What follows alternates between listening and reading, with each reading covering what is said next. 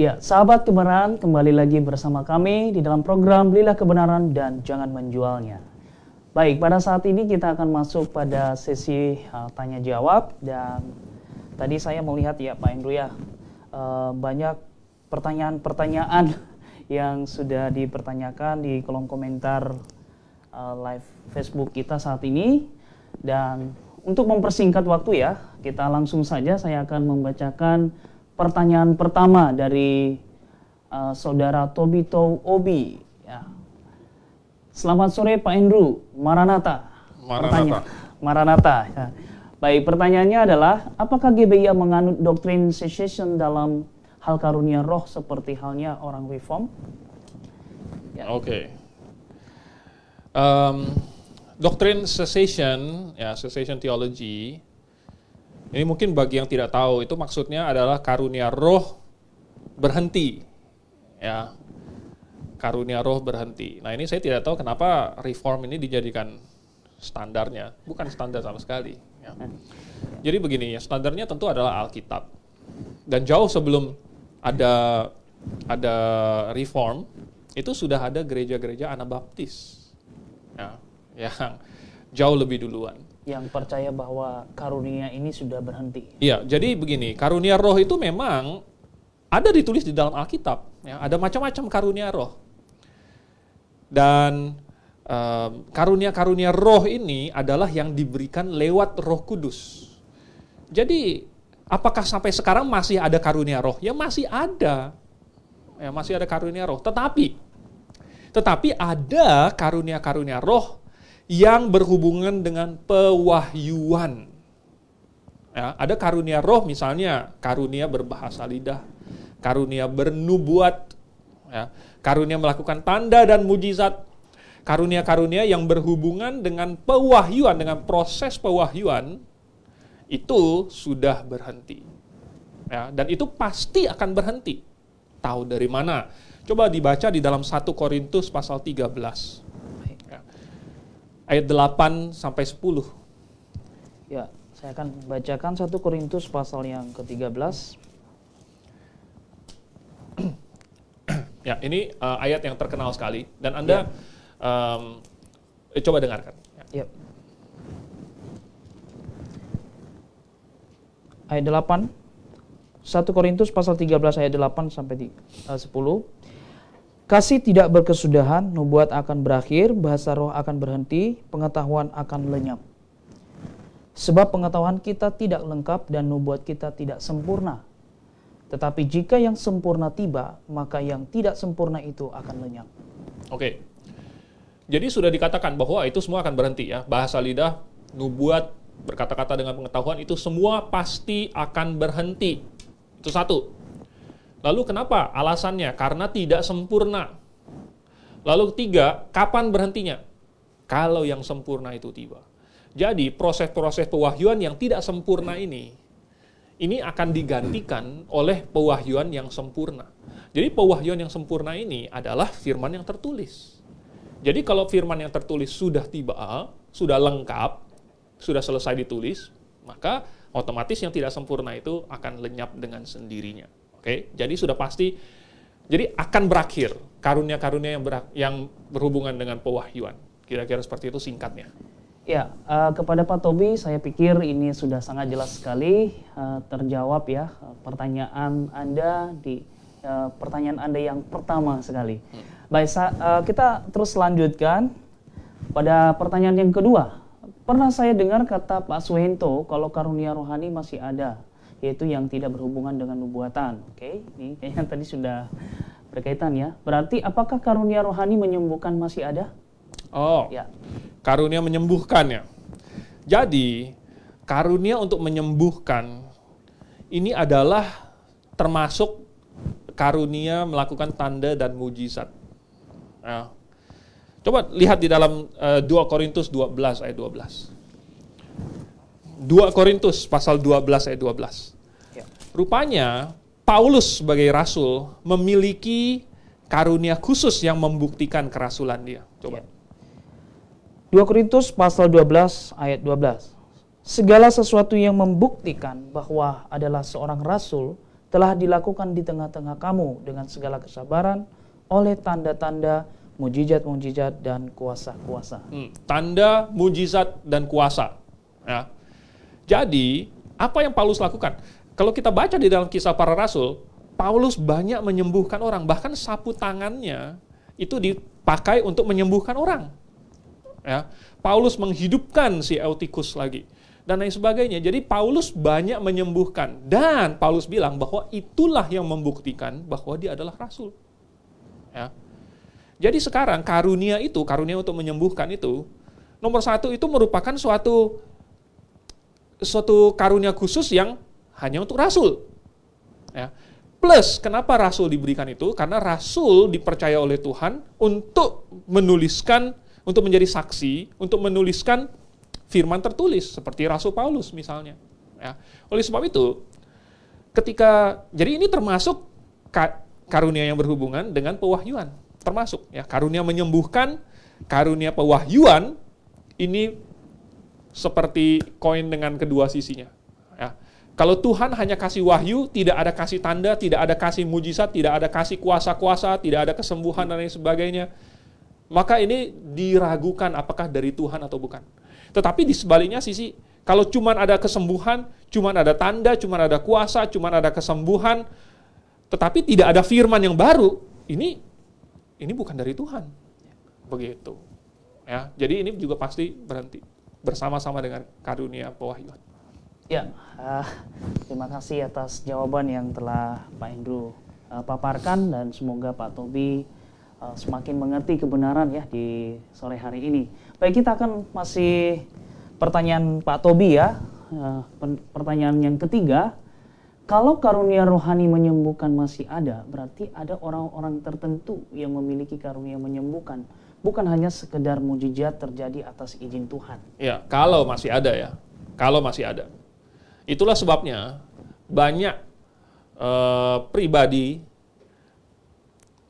menciptakan kesan seolah-olah dia memiliki karunia itu. Ya, seolah-olah. Supaya apa? Supaya dia ditinggikan, sama seperti Rasul dulu ditinggikan. Begitu. Tapi itu kalau ada. Kalau ada. Tetapi sesuai dengan apa yang kita sudah baca di Matius pasal 24 dan yang sudah saya jelaskan, karunia-karunia tanda, mujizat, kesembuhan itu semua, itu ada tujuannya. Dan awas, iblis juga melakukannya dengan satu tujuan. Oke, mantap sekali Pak. Semoga Anda dapat mengerti jawaban dari Pak Andrew, dan dari penjelasannya pun sendiri tadi, bahwa karunia itu sudah tidak ada lagi ya. Baik, saat ini di pertanyaan yang selanjutnya, kalau Bapak memiliki karunia rohani, pertanyaannya, kalau Bapak memiliki karunia rohani apa? Karena katanya masing-masing orang memiliki minimal satu karunia rohani. Bagaimana? Saya sendiri gitu ya, saya secara pribadi. Ya, betul, Pak. Puji Tuhan, saya sangat mengucap syukur bahwa Tuhan memberikan saya begitu banyak karunia rohani. Saya merasa sangat diberkati.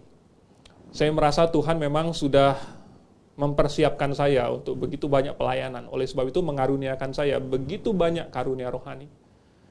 Misalnya karunia untuk mengajar, ya, karunia untuk berkhotbah, karunia untuk bernyanyi, karunia untuk bermain musik, karunia untuk belajar, karunia untuk melayani, karunia untuk berdoa. Nah, ada banyak karunia-karunia yang Tuhan berikan kepada saya. Tentu, kalau Tuhan sudah kasih kita karunia-karunia, kita harus pakai untuk Tuhan. Ya, ini seperti Tuhan kasih tanggung jawab kepada kita. Kalau kita ingat perumpamaan Tuhan Yesus tentang talenta. Ya. Talenta ini bukan bakat. Talenta ini lebih cocok kita tafsirkan sebagai karunia. Tentu ada macam-macam karunia yang kita dapatkan dari Tuhan. Ya. Kita dikasih karunia tubuh yang sehat, kita dikasih karunia waktu, kita dikasih karunia macam-macam karunia. Kita diberikan karunia kesempatan untuk mengenal kebenaran. Kita diberikan karunia kesempatan untuk melayani Tuhan, melayani jemaat, dan lain sebagainya. Kalau kita diberikan kesempatan itu, nah kita pakai, maka tentu Tuhan nanti akan berkata, ya, baik sekali ya kerjamu, hai hambaku yang setia. Jadi kalau saya pribadi, melihat bahwa semua kemampuan saya, segala hal yang bisa saya lakukan untuk Tuhan, merupakan karunia dari Tuhan. Ya. Dan kalau saya lakukan itu untuk Tuhan, maka secara umum ya bisa juga dikatakan itu karunia rohani, gitu ya. Walaupun itu sesuatu yang saya lakukan secara fisik. Misalnya mengajar kan suatu aktivitas duniawi juga, begitu. Tetapi karena saya melakukannya untuk Tuhan, maka ada nilai rohaninya, begitu. Ya. Jadi kira-kira seperti itu. Nah, saya yakin setiap pemirsa, ya, baik yang di rumah sekarang, yang sedang pelayanan, juga Tuhan berikan karunia-karunia. Nah, saya tidak tahu apa karunia Anda secara spesifik, tetapi yang saya tahu adalah bahwa ya ada karunia-karunia tertentu yang Tuhan berikan hanya kepada rasul, hanya kepada nabi. Ya. Nah, ada karunia yang tidak diberikan kepada laki-laki, misalnya karunia untuk membesarkan anak, melahirkan anak. Ya. Mungkin itu tidak diberikan kepada laki-laki. Ada juga misalnya karunia untuk menjadi gembala, itu tidak diberikan kepada wanita. Jadi saya tidak tahu apa karunia yang Tuhan berikan kepada Anda, tetapi Anda pasti diberikan minimal satu karunia, itu sudah betul. Ya. Ini sudah, saya pikir sudah cukup menjawab sekali ya. Tapi karunia dalam hal ini tentunya bukan karunia yang berhubungan dengan penghayuan atau nubuatan dan lain sebagainya. Seperti yang dipaparkan oleh Pak Andrew barusan saja. Baik, saat ini kita akan terus membacakan pertanyaan dari Saudari Aimet Sulandinata. Ya. Ini Bapak kalau nggak salah. Bapak ya, ya. Mohon maaf, saya kira tadi. Ya, apa Aimet Sulandinata. Pertanyaannya adalah Bapak Imade ya, Imade Sulandinata. Ya, baik. Pertanyaannya adalah, ular yang ada di Taman Eden itu sebenarnya binatang atau iblis? Atau apakah iblis yang menjelma menjadi ular? Kapan sebenarnya pertama kali iblis ada di dunia? Baik. Untuk menjawab pertanyaan ini, saya langsung saja serahkan kepada Pak Andrew. Iya, pertanyaannya cukup menarik. Karena Alkitab bilang ular, ya kita percaya aja itu ular gitu. Ya. Masa Alkitab bilang ular, kita bilang enggak kayak kambing gitu. Ya enggak, kalau Alkitab bilang ular, ya udah kita percaya itu ular. Tetapi kita tahu juga bahwa ular tidak mungkin berbicara. Dan lagi pula ada muatan di balik kata-kata si ular itu. Ada maksudnya gitu. Dan kita tahu ini siapa yang dibaliknya gitu. Jadi sekalipun kita bilang itu iblis. Ya, mungkin maksudnya iblis itu adalah iblis yang menungganginya. Apakah itu iblis yang menjelma menjadi ular? Alkitab tidak kasih tahu kepada kita. Apakah itu binatang biasa begitu yang misalnya ular yang iblis hinggap ke dalamnya? Alkitab tidak kasih tahu kepada kita. Tidak perlu berspekulasi yang aneh-aneh, juga tidak ada efeknya juga. Jadi intinya ya iblis sih sudah ada sejak iblis itu kan malaikat. Jadi sejak Tuhan menciptakan malaikat ya sudah ada. Nah, sejak kapan malaikat ini berubah menjadi iblis? Ya sejak dia jatuh ke dalam dosa. Kapan? Alkitab tidak kasih tahu kepada kita. Kira-kira begitu. Ya, saya pikir itu juga sudah cukup menjawab kepada Pak Imade ya. Dan saat ini kita lanjut ke pertanyaan selanjutnya dari Bapak Tobito ya, yang barusan bertanya juga. Ya, ini merupakan pertanyaan selanjutnya dari beliau, yaitu kadang ada beberapa mimpi kita yang terjadi. Apakah ini berarti kita jatuh pada jebakan iblis karena mimpi itu terjadi? Ya. Terus terang, saya sendiri belum pernah mengalami mimpi jadi kenyataan. Belum pernah. Dan saya sangat mengucap syukur. Karena mimpi saya aneh-aneh. Ya, kalau sampai mimpi saya menjadi kenyataan, waduh, saya tidak tahu dunia ini sudah jadi apa. Intinya begini, ya mimpi itu adalah, tanda kutip, bunga tidur. Itu adalah rekonstruksi atau rekayasa otak kita sendiri. Setidaknya kira-kira menurut para ahli seperti itu.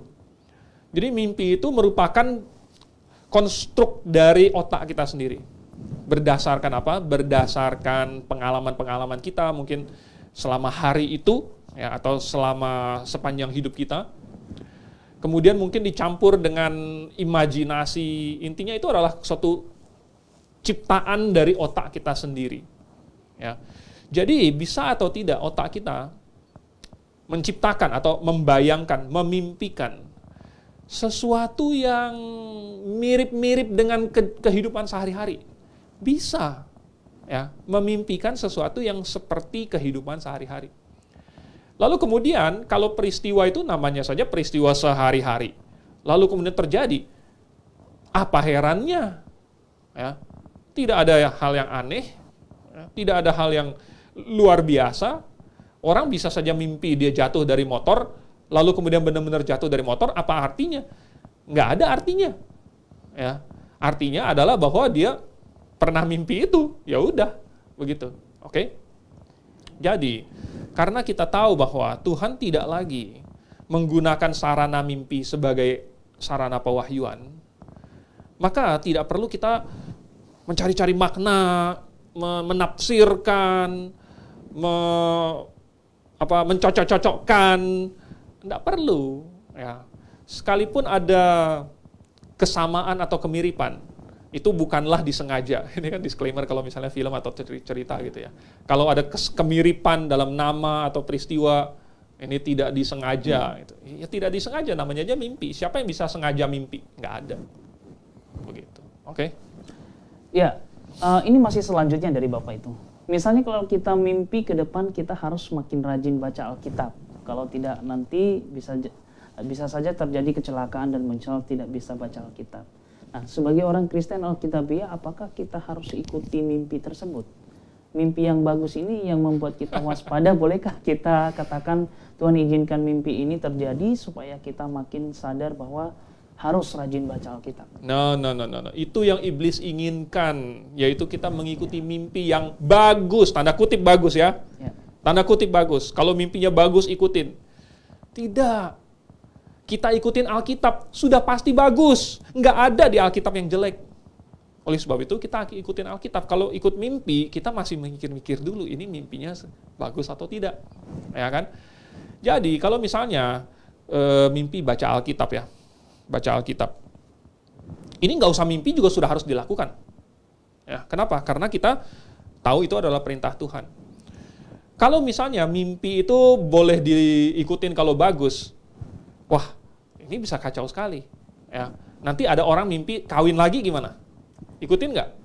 Dia bilang, oh kawin lagi kan bagus gitu kan? Ya. Atau mimpi misalnya mimpi apa lah gitu yang menurut dia bagus gitu. Oh ini ada perempuan cantik lalu kemudian dicumbu-cumbu gitu.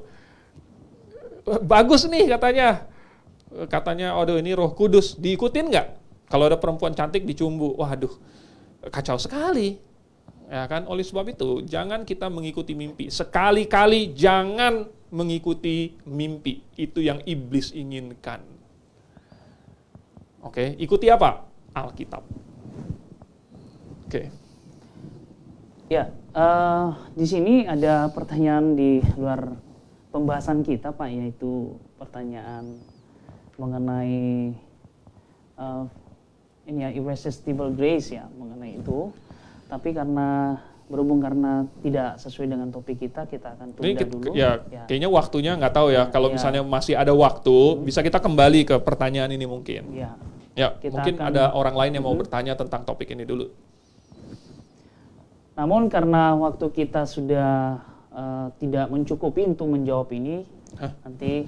Enggak, maksud saya, kalau ada pertanyaan lain yang sesuai dengan topik ini, kita jawab pertanyaan lain dulu. Ya, lalu kemudian kalau udah selesai, lalu kemudian masih ada waktu, kita bisa jawab yang out of topic. Baik, kita langsung saja masuk kepada pertanyaan yang terakhir ya, karena kita masih ada waktu beberapa menit lagi. Oke. Ya, dari Pak Ronald Mamesa yang menyambung jawaban Bapak terhadap pertanyaan Pak Tobito, apakah mimpi itu mengindikasikan bahwa manusia itu adalah makhluk yang punya jiwa? Artinya tidak terbatas oleh ruang dan waktu? Mimpi mengindikasikan bahwa manusia adalah makhluk yang punya jiwa. Ya, Setahu kita ya, tidak ada makhluk lain di muka bumi ini yang punya mimpi. Setidaknya yang seperti kita. Ya. Memang sih ada binatang lain yang kalau tertidur matanya gerak-gerak juga. Ya, kalau kalian ini out of topic nih mulai sekarang udah mimpi binatang. Ini udah out of topic juga. Kan kalau misalnya Anda lihat orang yang lagi tidur, ada satu fase di mana matanya itu seolah-olah bergerak-gerak cepat. Ya, ini namanya fase REM, ya, rapid eye movement. Ini kemungkinan merupakan fase di mana dia sedang bermimpi, begitu. Mungkin, ya. Nah, ada binatang-binatang yang kalau tidur matanya kedut-kedut gitu juga, gitu. Saya sendiri pernah lihat anjing saya dulu kalau lagi tidur kakinya bisa gerak-gerak sendiri gitu ya. Kadang-kadang saya iseng juga, saya kelitikin kakinya gitu. Jadi apakah anjing itu bermimpi? Terus terang, setahu kita tidak tahu. Ya. Jadi setahu kita tidak ada data bahwa binatang lain atau makhluk lain bisa bermimpi, begitu. Apa yang dilihat oleh anjing atau binatang ketika dia tidur atau yang dipikirkan di otaknya kita tidak tahu. Jadi pertanyaan ini agak sulit dijawab, ya. Dan apakah ini merupakan salah satu fitur eksklusif dari jiwa? Terus terang masih perlu penelitian yang lebih dalam. Ya. Jadi kalau menurut saya ada banyak indikator yang jauh lebih pasti untuk menunjukkan bahwa manusia memiliki jiwa daripada punya mimpi. Begitu. Ya, berhubung karena waktu kita yang tadi boleh itu kalau ini masih ada beberapa menit. Tinggal beberapa menit. Ya, boleh. Boleh lah, oke. Baik, kita akan terus melanjutkan menjawab pertanyaan karena narasumber kita mengatakan masih ada waktu. Di sini ada pertanyaan dari Pak Tobito juga.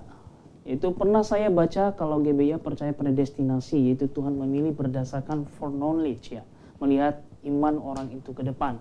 Artinya apakah itu berarti conditional election yang berefek irresistible grace? Ya, silakan Pak. Oke, ini ada beberapa istilah yang dilontarkan di sini ya. Apa tadi? Predestinasi. Foreknowledge. Conditional election, irresistible grace. Ya, ini coba baca dulu deh di dalam Roma pasal 12 ayat 30. Pasalnya 12 ayat 30. Ya. Roma pasal 12 ayat 30. Ya. 8, sorry. Roma pasal 8, kok 12? Ya. Roma 8. Ya, Roma pasal 12 ayat 8. Jika karunia 8. Ya, Roma pasal 8. 12. Roma 8 ya. Roma 8. Roma 8. Ayat berapa tadi? Ayat 30. Ayat 30. Demikian firman Tuhan, dan mereka yang ditentukannya dari semula, mereka itu juga dipanggilnya, dan mereka yang dipanggilnya, mereka itu juga dibenarkannya. Dan mereka yang dibenarkannya, mereka itu juga dimuliakan. Jadi, itu kan katanya, dan mereka yang ditentukannya dari semula. Ya, ini yang kalau di bahasa Indonesia agak kurang tepat terjemahannya. Tapi kalau di dalam bahasa Inggris, ditentukannya sejak semula itu adalah mereka yang diketahuinya sejak semula. Ya. Jadi inilah yang disebut foreknowledge. Ya, yang whom he foreknew, yang telah dia ketahui, yang telah Tuhan ketahui sejak semula.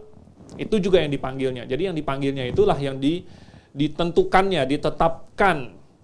Jadi ada pra pengetahuan Tuhan.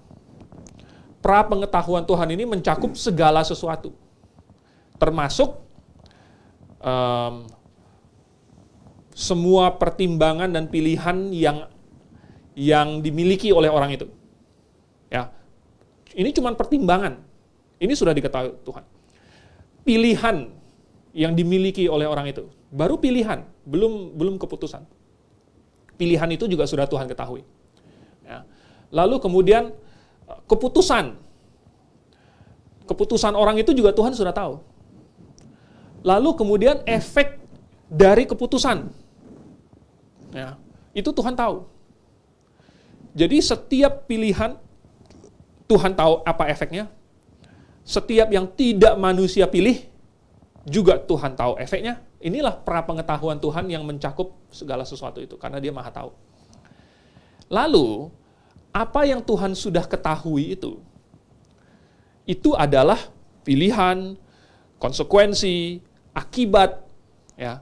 Lalu karena Tuhan tahu, Tuhan bisa menetapkan berdasarkan apa yang sudah Tuhan ketahui, bahwa orang tersebut akan pilih A, atau pilih B, atau pilih C. Tuhan sudah tahu, dan itu Tuhan tetapkan. Tetapi Tuhan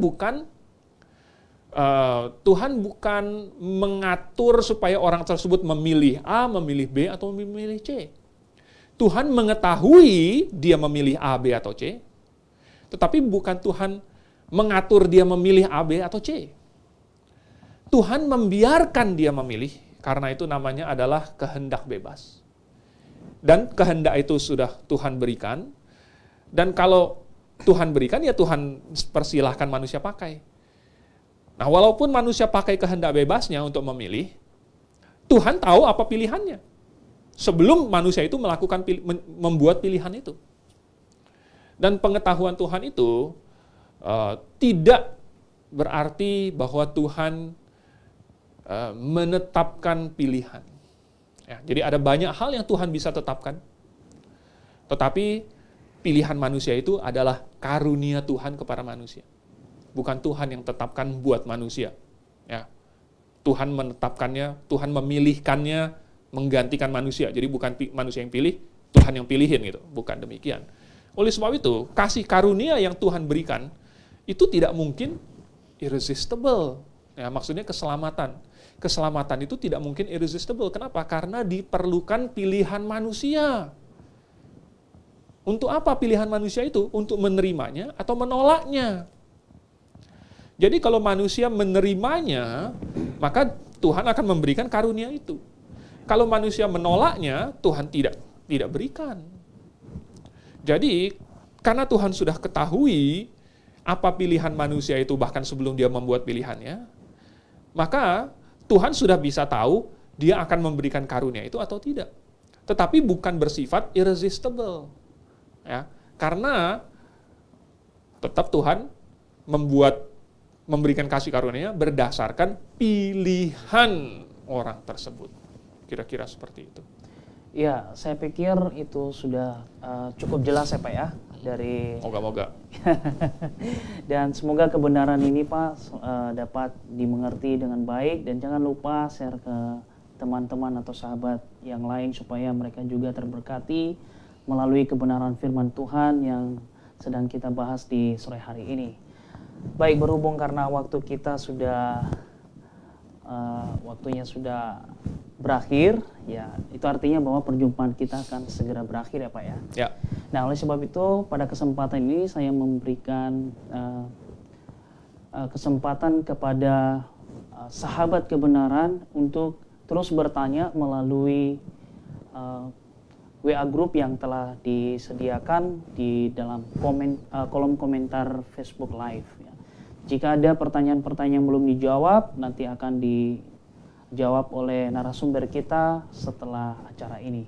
Oleh sebab itu, sebelum kita mengakhiri perjumpaan kita di sore hari ini, maka saya memberikan kesempatan kepada narasumber kita untuk menutupnya. Oke, jadi jangan lupa bahwa iblis sangat mampu membuat mujizat. Iblis sangat berkepentingan membuat mujizat dan tanda. Dan tujuannya adalah untuk menggantikan Tuhan, menggantikan firman Tuhan. Dan seandainya manusia ya perhatiannya ditujukan kepada tanda-tanda dan mujizat itu, maka iblis telah berhasil mengalihkan perhatian manusia itu dari firman Allah yang sesungguhnya, yaitu Alkitab, yang sudah sempurna, yang sudah diteguhkan dengan tanda-tanda dulu itu, yang tidak bisa dipalsukan oleh iblis, yang tidak bisa dikopi oleh iblis. Ya. Dan kalau iblis berhasil mengalihkan pandangan manusia, fokus manusia dari Alkitab itu kepada tanda dan mujizat yang hari ini masih terjadi, maka disitulah ada kesempatan untuk menyesatkan bahkan orang pilihan juga. Oke, terima kasih. Ya, sahabat kebenaran, tadi saya sudah ingatkan sebelum statement penutup oleh pembicara, saya ingatkan kembali, jangan lupa terus bertanya melalui grup WA yang telah tersedia di dalam kolom komentar Facebook Live. Dan akhir kata kami mengucapkan Tuhan Yesus memberkati dan Maranatha.